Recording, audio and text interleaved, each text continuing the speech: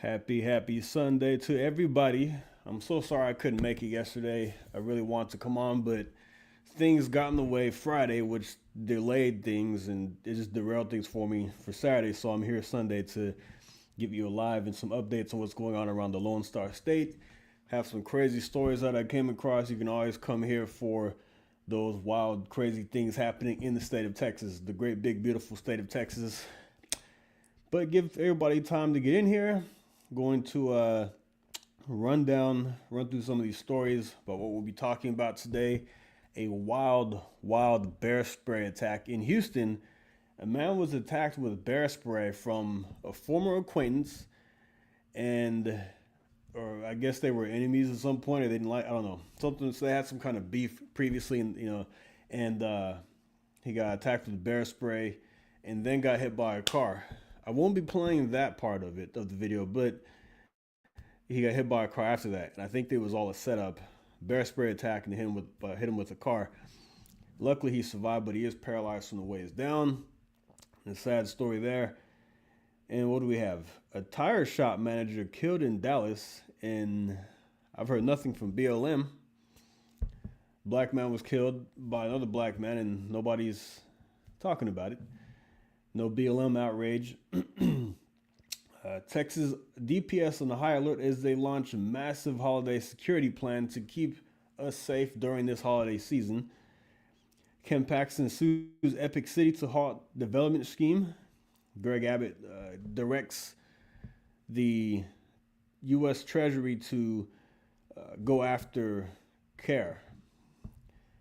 See, jugging crimes surge across Houston and San Antonio. So yeah, let's jump into it. Jugging crimes are bank crimes where people they watch somebody at a bank, pull cash out of an ATM, and then follow them home or wherever they're going to and rob them. So let's get started here. Houston man's life forever altered after he was paralyzed from the waist down in a hit and run near the bars in Montrose. That was part two of a devastating attack that started when police say someone else drove by and bear sprayed him in the face. The video coming to light just now 6 months after the shocking act of violence. And we have to warn you, the rest of it is difficult to watch. ABC 13's Luke Jones is live in Montrose with the search for the drivers who did this. Luke. Yeah, and the victim, he was standing right out here at the corner of Fairview and Crocker when that first person drives up and bear sprays him. So at that point, he's on the ground scrambling around trying to regain his composure when a second car comes speeding down Fairview, This guy's always laughing when he's always smirking when he does these reports. Strikes him and hurls him across the street. A snapshot of life. As Mark Michael knew it. I loved playing basketball. I loved running around.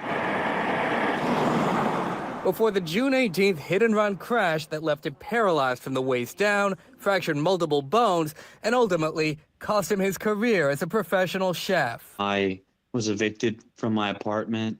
I lost my job. I pretty much lost everything. That morning, he says he'd been drinking at the Montrose bar, Barcode, when he recognized an acquaintance from years ago. I seen the evil look in his eye. I tried to say hello. He said, "Do you remember me?" And it was almost like the look of a hyena. Michael says he took off running out of the bar, but a short time later... That's creepy. Get the look of a hyena after you ask the guy how he's doing. You know it can't be good after that. As he's walking at Fairview and Crocker, police say someone drives up in a dark-colored Kia Soul and bear sprays him. He suspects it's the same guy from the bar. After trying to wipe the spray from his eyes, Michael eventually stumbles to the ground. I was kind of just on my hands and knees, just trying to beg for help and trying to find myself, and cars were passing me by. We have to warn you, what you're about to see, you may find hard to watch. Around 2 minutes after Michael's bear sprayed, a red Ford Focus drives up and strikes him. All right, I'm not going to play that. Lane, where multiple Good Samaritans, including an off-duty police officer, find him. They actually sped up right before they hit me. And so you could just tell it was very intentional. Michael believes the hit-and-run driver may be connected to the person who bear sprayed him. Police confirm he provided them with a name, but they're staying tight-lipped beyond that, only saying they haven't made any arrests. I just wonder why somebody would want to attack me like that and hurt me like that. Stripping him of his livelihood, stripping him of the life he knew. In Montrose, Luke Jones, ABC 13.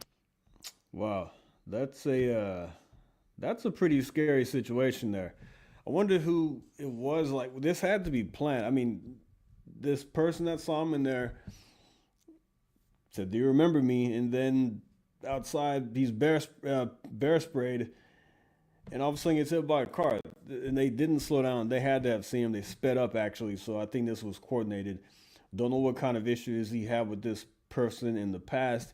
I looked it up. This is a gay club, so I don't know if there was some kind of relationship between him and this guy or some kind of connection somewhere, and now he's paralyzed from the waist down. The two suspects have not been caught.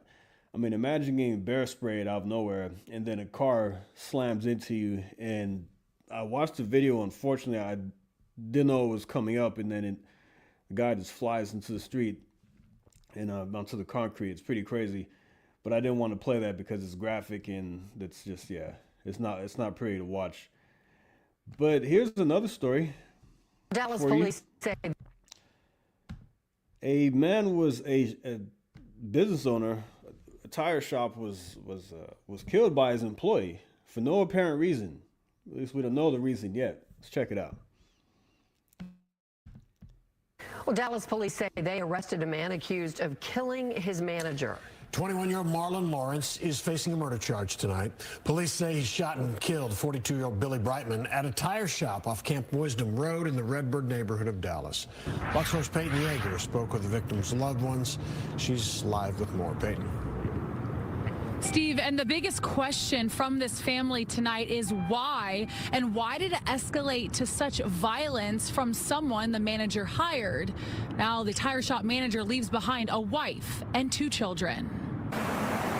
Rent-A-Tire off Camp Wisdom Road in Dallas sat quiet on Tuesday. A sign outside for customers: "Sorry for the inconvenience. Our store is currently closed." But Monday afternoon, it was chaos. These photos of police on the property snapped by nearby businesses.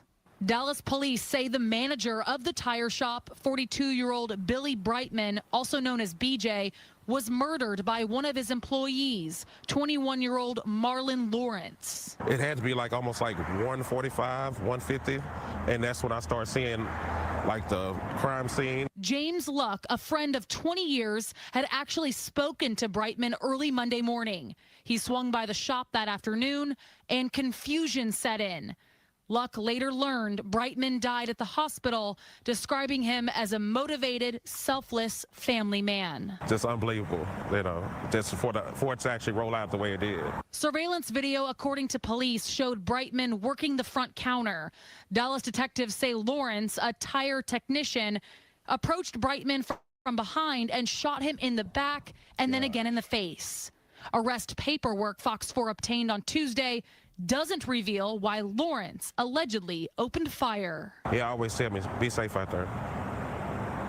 That's the only thing he always would project to me, be safe out there, bro. Be safe out there, bro. They just... Luck, teary-eyed, thinking about the parting words Brightman would always say to him. Now to just thinking of him always telling me that, it just kind of bothers me now. Once Lawrence was taken to Dallas police headquarters to be interviewed, police say he did admit to shooting his boss. Lawrence, he remains in the Dallas County Jail tonight. He is charged with murder. Steve, back to you. All right. No reason for that. No reason for that whatsoever. And it's sad. That man was a husband, a father, and 42 years old is pretty young. I'm not that far off from 42 years old. So for something like that to happen to him, it's such, in general, but such a young age is tragic, and I don't know what the reason why this happened. I'm hoping they'll find out some more information as the investigation goes on. But people are hotheads. It's scary, and like the guy said, be safe out there. He would always tell his friend, be safe out there, and it's true. You have to be safe because you don't know who you're going to come across, what's going to happen on a day-to-day basis, and it's best to be vigilant and protect yourself the best way you can. And yeah, it's crazy that it's sad that these things happen. This happened right before in the holiday season. Now his family has to go through this, and it's tough seeing these stories on the internet because you have to feel for the families. But speaking of the holiday season, Texas DPS has launched an initiative to patrols combat violent in these crime. high-volume areas. That includes Dallas, Houston, Austin, San Antonio. That will increase patrols. So the Texas Department of Public Safety launched Operation Safe Holiday. That will increase patrols in these high-volume areas. That includes Dallas, Houston, Austin, San Antonio. Can you tell us more about this? Yeah, sure. Operation Safe Holidays is an initiative that we launched, the Texas Department of Public Safety, because we want to ensure public safety, especially during the holiday season.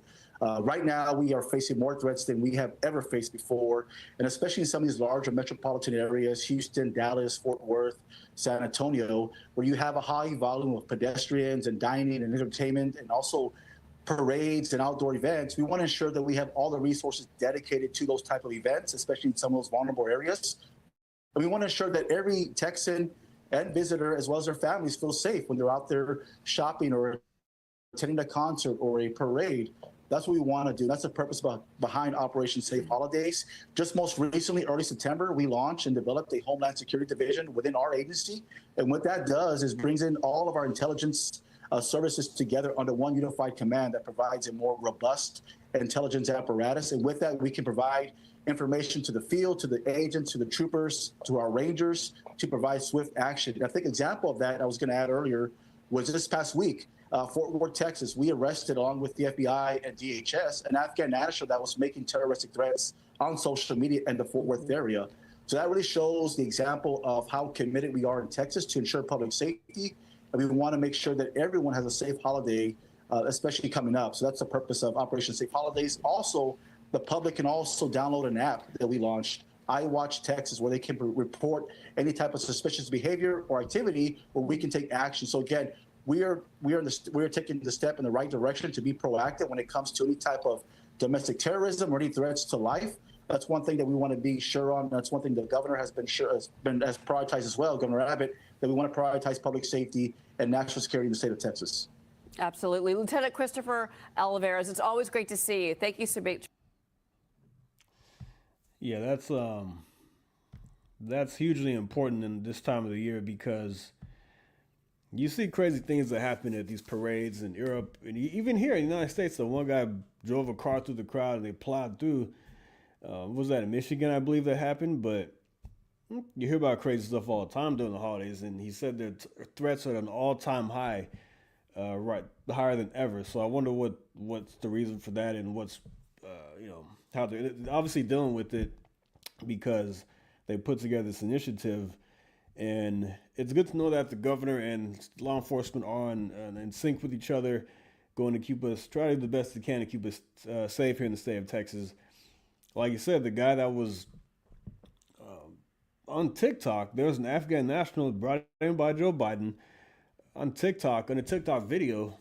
Didn't realize that the video was going to be posted, but on a chat with two other guys. And yeah, and then he was apparently threatening to blow up a building in Fort Worth. And I'm glad Texas DPS, in partnership with federal law enforcement, nabbed this guy and charged him. So yeah, speaking of, let's see, Ken Paxton sues Epic City to halt development scheme. Epic City is that compound, the Muslim compound, very controversial here in the state. Actually, here in DFW, some Texas scorecard. The proposed Islamic exclusive neighborhood in North Texas has created controversy this year. It's gotten headlines across the country, and Attorney General Ken Paxton is doing something about it. Texas Attorney General Ken Paxton has filed a lawsuit against the East Plano Islamic Center, Epic, Community Capital and Partners, and several of their leaders, alleging they engaged in an illegal and land development scheme that violated Texas security laws. Epic City, recently rebranded as Meadow, is a proposed Islamic housing development in North Texas that has drawn controversy throughout the year. According to the lawsuit, CCP, formed by Epic as a vehicle to purchase and develop more than 400 acres in Hunt and Collin counties engaged in fraudulent practices while soliciting investments for the Epic City project. Promotional materials allegedly described the development as the epicenter of Islam in North America and implied it would be reserved for Muslims despite assurances to the contrary. The leaders behind Epic City have engaged in a radical plot to destroy hundreds of acres of beautiful Texas land and line their own pockets, said Paxton. I will relentlessly bring the full force of the law against anyone who thinks they can ignore the rules and hurt Texas. The unlawful land project known as Epic City will be stopped, and those responsible will be barred from ever creating another fraudulent operation like this again. Paxton's office also claims that CCP funneled investor funds for personal enrichment and failed to verify whether more than 10% of investors qualified as accredited investors required by law. The lawsuit follows months of state investigation into the project. In March, Paxton announced an investigation to Epic City and later requested a referral from Texas State Securities Board after uncovering what his office described as flagrant violations of federal and state securities law. The Epic development has already drawn scrutiny from multiple state agencies.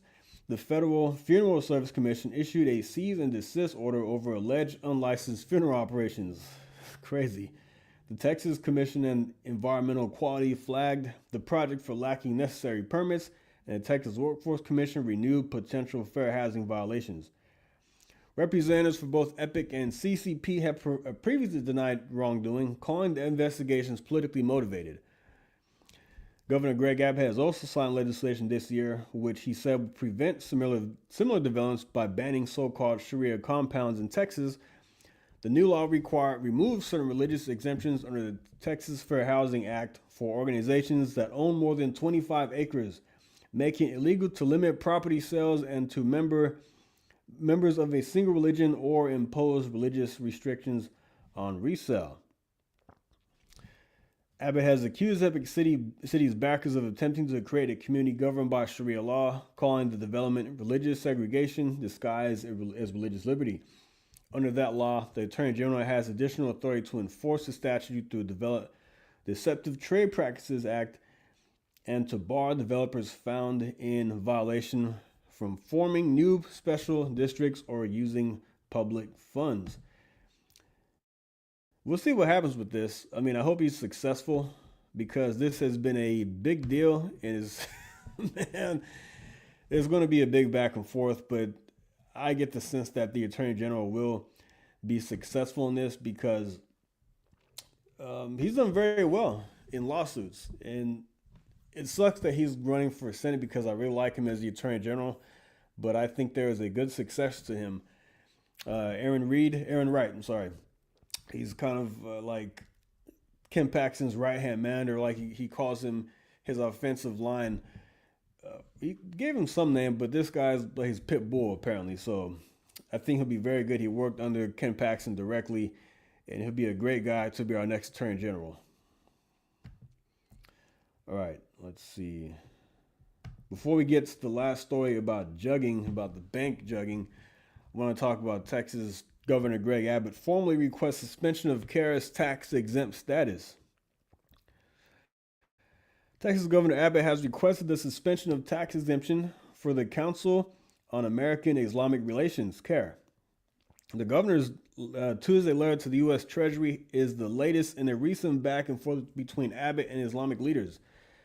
What we know, Abbott addressed his letter to the U.S. Treasury Secretary Scott Bessent, who's doing a fantastic job, by the way, asking for an investigation into CAIR and the suspension of his status as its 501c3 tax-exempt nonprofit organization. Abbott says official documents refer to CAIR as a direct subsidy of the Muslim Brotherhood as a front group for Hamas in the United States. I'll put this in the description box if you would like. What we don't know, Bessent hasn't replied to the publicly request at the time of publishing. This comes after Abbott labels CAIR as a terrorist organization. Last month, he designated CAIR as a successor organization of the Muslim Brotherhood and a foreign terrorist organization under Texas Penal Code. The designation subjects the organization to potential civil and criminal penalties, including a prohibition from purchasing land in Texas. And see, a lot of people believe that Governor Abbott is only doing this because he has an election coming up. Next year, he's in March is the primary, and a lot of people think he's taking action because he's feeling the pressure from voters and he wants to get reelected. So, I mean, it's the same thing with his property tax plan. I mean, he's been in office for a long time. In every election season, he talks about eliminating or lowering property taxes. And I get in the state of Texas, the cities and the cities and counties impose these property taxes, but apparently he can call a special session to implement his plan right now instead of waiting for the election. So there's that. All right, let's get to jugging here in the state of Texas.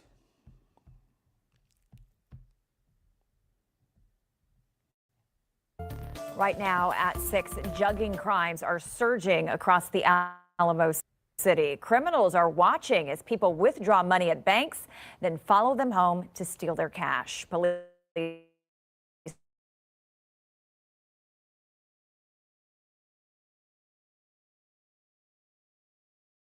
now warn that thieves from other Texas cities are targeting unsuspecting San Antonians. KENS 5's Vanessa Croy has the warning from San Antonio.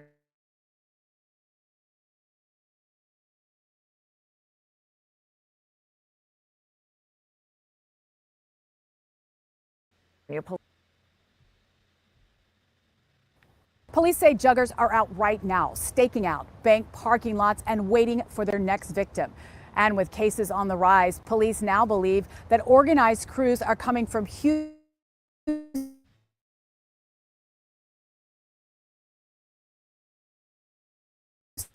and now zeroing in. Detectives have one message tonight: be vigilant. Surveillance video captures crooks ambushing a woman going for her purse moments after she walked out of the bank with cash. They'll just watch to see people leave the bank.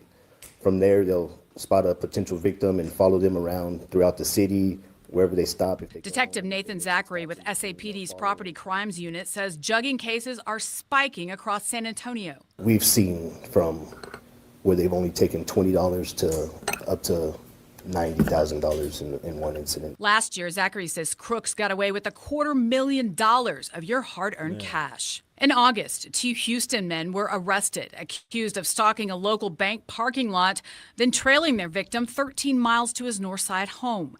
It's an alarming trend detectives say is adding to their caseload. I believe they just come here to kind of make it harder for us to catch them. And in October, Brinson Lair, also from Houston, was the first suspect arrested under a new Texas law that carries stiffer penalties for jugging. Detective Zachary is hoping it will help police crack down on these crimes. It's a new penal code violation, so we're able to kind of focus in on where they're happening and trying to find a trend to see if we can catch them more. Detectives say the first Friday of every month is a busy time for juggers to hit. They say always be aware of your surroundings, and if you believe that someone might be following you, don't go home. Instead, call police. Reporting tonight from police headquarters, Vanessa Croy. That's scary. But I'm glad that Texas made a special law just for that. Let's talk about that. This was back in June. Governor Greg Abbott signed a new law on Friday defining a criminal offense for Texas, the violent crime called jugging that's seen a spread across Texas in recent months. What is jugging? Jugging is defined as the act of following a victim from a commercial business or financial institution, commonly a bank or ATM, for the purpose of robbing them at a secondary location. House Bill 1902, newly signed into law by Abbott, recognizes the act as a state jail felony with the possibility of being enhanced to a third or even first-degree felony if other penal code standards are met. Jugging has now been added to Texas robbery offenses and carries penalties of 180 days in jail and up to $10,000 in fines or a state jail felony to life in prison for a first-degree felony. Wow. Jugging grows popular across the nation. The crime has been seen as a widespread rise in recent months, with police warning the public of the trend and saying it spread from Texas all the way to South Carolina. April footage of the South Carolina showed a man struggling in the front seat of a truck before jumping out and fleeing in an SUV. Police believe the suspect had scoped out the victim and followed them to a location of the robbery. 3 Texas men were arrested at the beginning of the month in another jugging incident in Illinois. Police said the men had watched the victim withdraw cash from an Elmhurst, Illinois bank and then head straight to a nearby store where he left the money in his locked car. When he went inside the shop while he was away, the men allegedly broke into the car and made off with the money. They were arrested later that day and reportedly involved in another crime. In North Texas, a gym owner in Mesquite was possibly the victim of a jugging incident in Pleasant Grove. The man had withdrawn $5,000 in cash from a bank before driving to a nearby U-Haul rental business and leaving the money in his car. While he was inside, his daughter, who he said also left the vehicle, called him. He also left in the vehicle, called him to say, "Man, please." He was scoped out of the bank and followed to the rental center. He was also even aware that something like jugging was a possibility. He was intentionally cautious with the transaction, choosing to get cash from a human teller rather than an outdoor ATM. Interesting. I mean, there was one story I read about here in Texas. A guy had $60,000 withdrawn and left it in his car. I mean, you've got to be more, I don't know. 60 grand is a lot of money and possibly ruin his life because it's gone now. So if you have 60 grand, I wouldn't recommend leaving that inside of your car. Maybe maybe have another way about going about that. But yeah, don't leave thousands of dollars inside of your vehicle. But I'm going to leave that right there. I have to get going. Thanks for tuning in. I'll see you next week, possibly next week. But like and subscribe, and I will see you next time. You have a great Sunday. And